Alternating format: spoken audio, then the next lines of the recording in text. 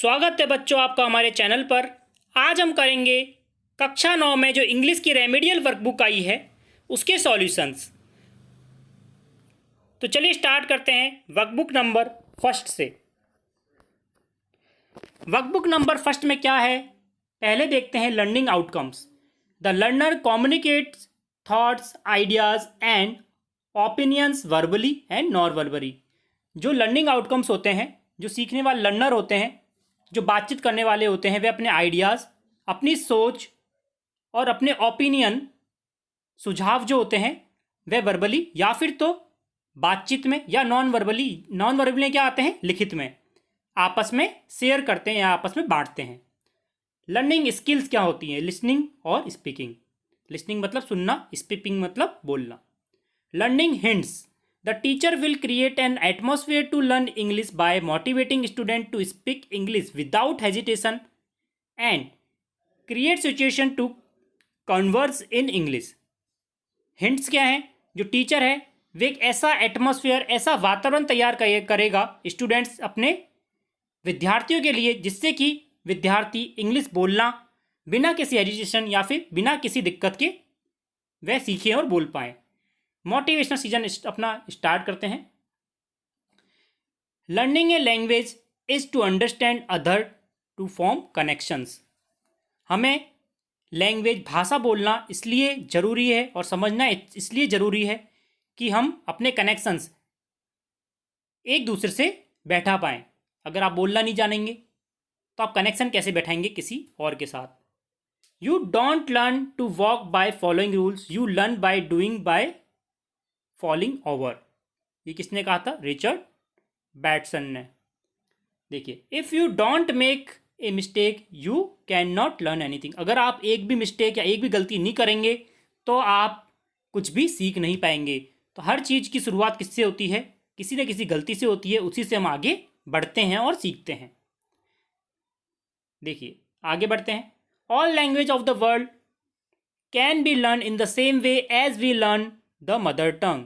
जितनी भी अदर मतलब दूसरी भाषाएं हैं वे हम इसी प्रकार सीख जाते हैं जिस प्रकार हमारी मदर टंग, जैसे कि हमारी हिंदी मदर टंग है, किसी गुजराती है या फिर किसी की पंजाबी, सिंधी या फिर मारवाड़ी है, तो वह इसी प्रकार से दूसरी भाषाएं भी सीख पाते हैं। No language can be learn without listening and speaking. आप कोई भी भाषा बिना सुने और बोले नहीं सीख पाओगे। When you listen with understanding and speak with confidence. जब आप किसी भाषा को अच्छे से सुनेंगे और कॉन्फिडेंस के साथ बोलेंगे, you can learn to read and write the language easily. तो आप उस लैंग्वेज को आराम से बोल और लिख पाएंगे। To learn English you need to start thinking in English. अगर आपको इंग्लिश आपको सीखनी है तो आपको सोचना भी इंग्लिश में पड़ेगा। When you want to speak a word और a sentence in English you probably think of the word sentence in native language first।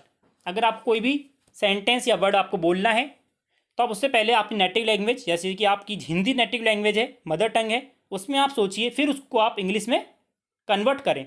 Then try to think correct sentence in English, जैसे कि मैंने आपको बताया। Instead of that imagine the picture of the particular object and then just think the language word for that.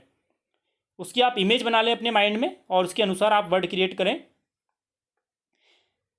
ठीक है, आगे देखते हैं। Real fluency happens when you stop mentally translating conversion. और आपकी फ्लुएंसी बोलने में, जिस प्रकार हम हिंदी में बोल पाते हैं बिना अटके, इसी प्रकार इंग्लिश में बोल पाना के लिए आप इतने ज़्यादा अच्छे हो जाएंगे कि आप मेंटली आपके दिमाग में आप कन्वर्ट करते हो हिंदी सेंटेंस को इंग्लिश में, वो बंद हो जाएगा। आप ऑटोमेटिकली आपके कन्वर्जन होते जाएंगे। Try listening not just what to word mean, but how the person speak them. There is an expression in the English, use it or lose it, which basically means if you don't practice an ability, you might forget it. अगर आप कोई practice नहीं करेंगे किसी भी language की तो आप उसे भूल जाएंगे।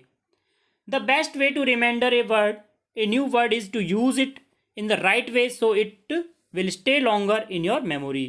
कोई भी आप नया वर्ड सीखते हैं, अब आपको भूलना नहीं चाहते तो आप उसे यूज़ करिए रेगुलर बेसिस पे, मतलब कि आप बातचीत कर रहे हैं उसमें यूज़ करिए, तो जिससे क्या होता है आप लंबे समय तक अपनी मेमोरी में उसे याद कर पाएंगे। अगला देखिए, when you learn a new word try to use it in sentence a few time, you will never forget it. कोई भी नया वर्ड आप सीखते हैं, आप उसे सेंटेंस में लिखिए और उसको दोहराइए, तो आप उसे भूलेंगे नहीं।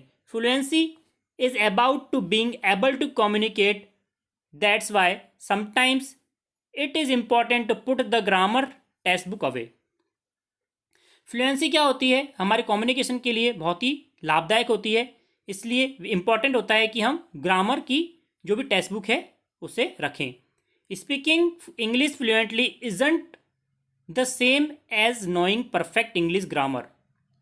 हमें जब बोलचाल के लिए हमें भाषा जो यूज़ में लेनी है इंग्लिश, उसके लिए ज़रूरी नहीं है आपको प्रॉपर ग्रामर है। Even the native English speaking make grammatical mistake. जो इंग्लिश भाषी होते हैं, जो सिर्फ इंग्लिश बोलते हैं, उनकी भी ग्रामेटिकल मिस्टेक्स होती हैं। Don't be afraid of the speaking something wrong which stop you speaking at all.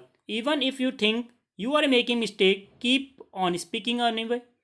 Most of the time people understand what you are trying to say even if you commit a mistake.